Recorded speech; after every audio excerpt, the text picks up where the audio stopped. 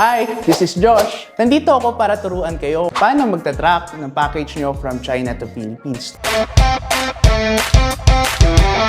Una, once received na doon sa China warehouse yung package ninyo, just give us 1 to 2 days para ma-check sa data namin kung pumasok na yung package. At once confirm na ito, magbibigay kami sa inyo ng email update.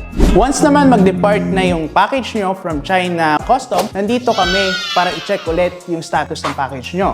Magbibigay kami ulit ng email update sa inyo na in sea transit na yung package. Once received na sa Manila Customs yung package natin, magbibigay ulit kami ng update, but meron tayong dalawang clearing process. Una, may undergoing clearing process ang package natin. Doon kiniklear yung mga package, kine-check kung ano yung laman ng package natin. Pangalawa, may gate pass na. Kung may gate pass na ito, pwede na itong ma-release. Waiting na lang tayo kung kailan siya possible ma-release doon sa customs. Magbibigay kami ng update sa inyo kung ito'y may gate pass na or undergoing clearing process pa.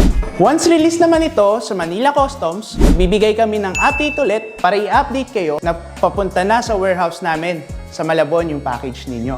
Once may billing invoice na tayo, automatic na doon na sa warehouse yung package natin. Hindi na lang natin siya bayaran para mapakuha. Hindi kasi natin pwedeng i-release yung package ng mga hindi bayad. Kaya dapat, para iwas sa bala, mag-send muna tayo ng proof of payment para ma-assure na makuha natin yung package once nandun na sa warehouse natin yung taong kukuha.